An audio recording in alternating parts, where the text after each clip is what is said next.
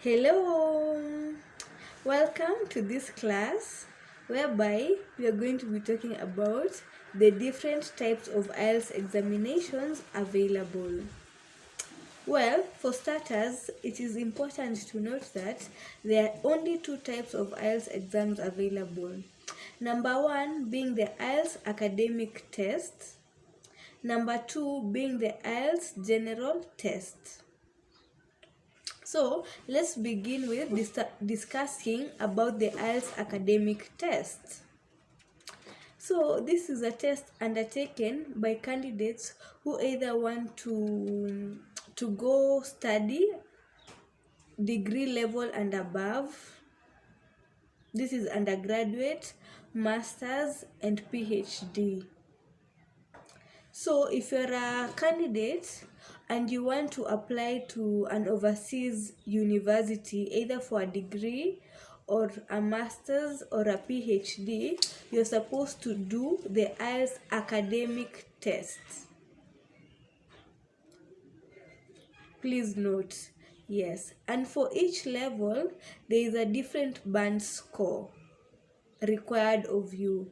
So for the undergraduate level, this is the degree level, most universities require students to have an average of 6.5 and at least a band 6 in each section.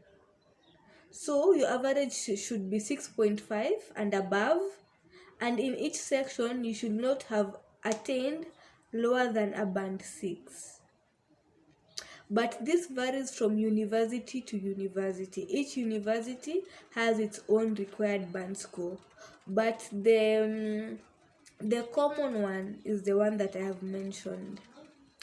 Okay, for the master's level, most universities require candidates to have a minimum of a band 7, a minimum of an average of band 7, and a minimum of 6.5 across all sections. So each section you should have acquired at least a 6.5. Like no section that you have is below 6.5, and then your average should be band 7 and above.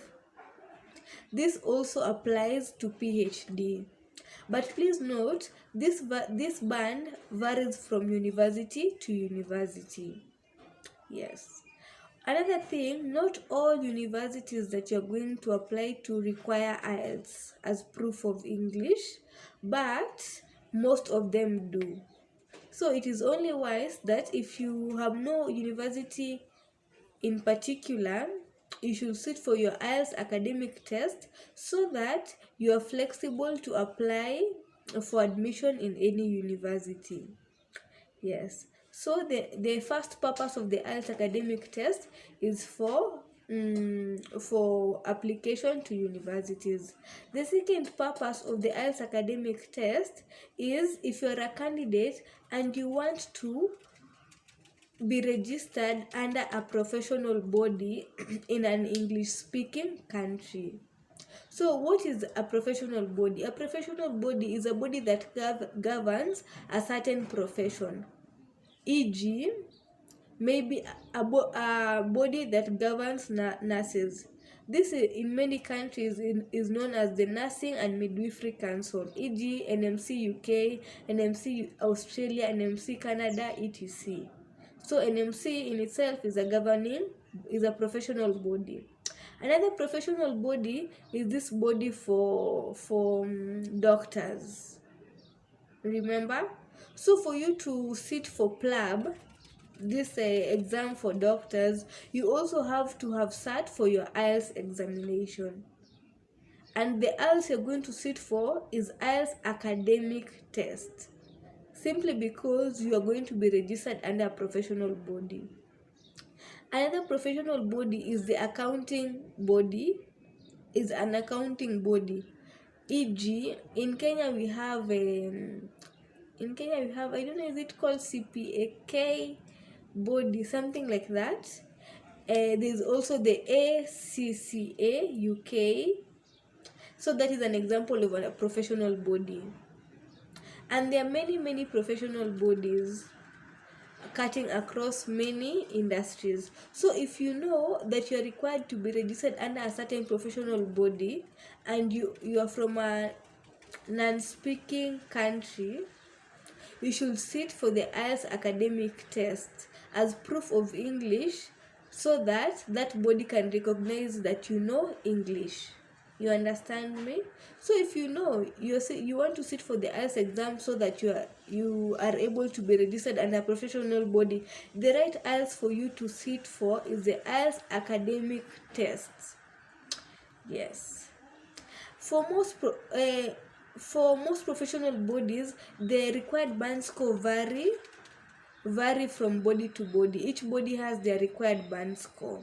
For example, for NMC UK, nurses are required to attain an average of band 7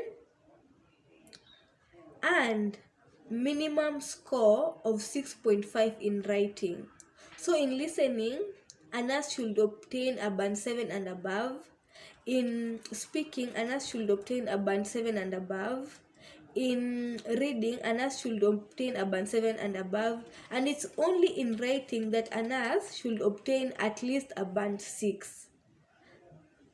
Meaning, the average band score for NMC UK is a band 7 with a minimum of band 6.5 in writing. For doctors in UK who are required to sit for IELTS, the required band score is a band 7 and above in writing. No, not a band 7. A band 7.5 in listening, a band 7.5 in reading, a band 7.5 in writing, in speaking, and a band 7 in writing. So in short, for doctors in UK who are required to sit for IELTS, the average band score should be a 7.5 with a minimum of 7, a band 7 in writing. So in everything you should have a 7.5 and above, and a 7 in writing and above. Yes. For accountants in UK, the minimum band score is a band 6. So you see, it varies from each body, and it's up to you to go and research the professional body you want to register under and know their requirements, and you should aim to beat their requirements. If their aim is if their minimum required band score is maybe a band 7, you should be aiming at a band 8, because if you're aiming for the moon, if you're aiming for the stars, you should shoot for the moon, so that even if you fall, at least you fall to the stars. You get what I mean? So yes. In addition, the IELTS academic test can also be used for work purposes. So, the good thing about sitting for IELTS academic, it can be used for either academic purposes and also work purposes. So in the case that maybe you are not sure if you want to go to a certain country for either work or for academics, you are advised to sit for the IELTS academic, simply because it is multi-purpose. You can either use it for work, maybe you can use it for school, and maybe if you don't get admission to a school, you can also use the same certificate to apply for work. And in application for work, it depends on the kind of work you want to apply for. But what I'd advise, if you want to if you want to go for maybe work, the minimum band score I'd advise is a band 6 and above, cutting across all sections of the IELTS exam. This is because a band 6 ensures that at least you meet most requirements for all work sectors. You know what I mean? So at least a band 6 guarantees you entry in many work sectors. Yes. So you might be wondering, how comes there's work and there's also professional bodies? So you see, there are these works, e.g., like maybe caregiver, chef, or just any other work, data analysts, engineers, the ones that do not need registration under a professional body. So these ones do not fall under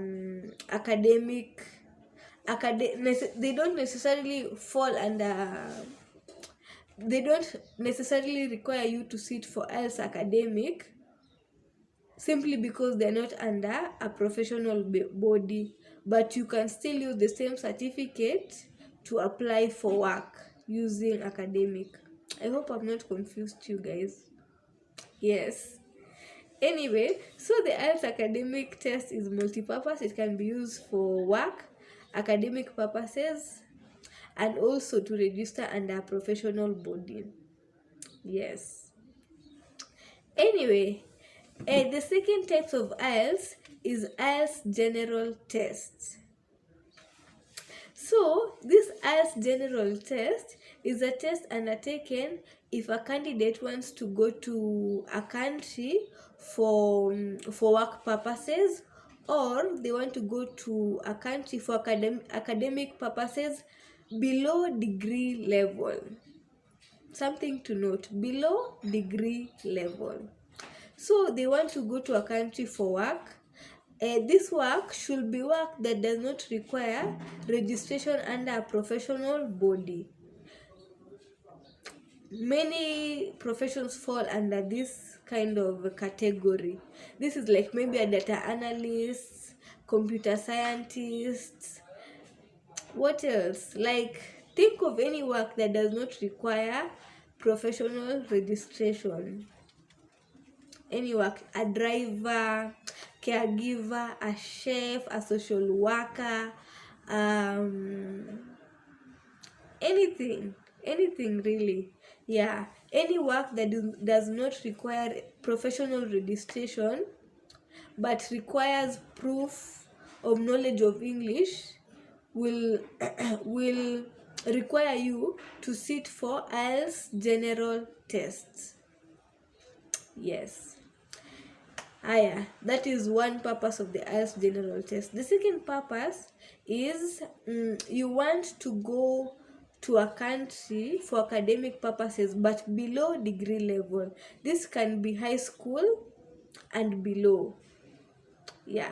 So if you're going maybe for high school, you're not required to sit for the IELTS academic test. You are going to sit for the IELTS general test, and the required band score is usually at least an average of band 5.5 and a minimum of band 5 across all sections. So all sections you cannot go below a band 5, and your average should be a 5.5. Yes. So those are the two purposes of IELTS general test. So another thing, there's usually a debate which is easier, academic or general test. For me, I'd say they're fairly almost the same. It's only that the academic test, usually the test itself is usually based on academic structure. Like maybe the paragraphs are usually going to be about academic things, like maybe mountains, or maybe as an autobiography, something along the lines of academia, that is. Yeah, but for the general test, it's usually about day-to-day life, maybe sports, maybe, I don't know, hobbies, something light. But the format of the test, the criteria of testing is almost the same. So don't, as in, if you're required to do the IELTS academic, don't panic, as in thinking that it's going to be something hard. Yeah, it's this almost the same amount of challenge.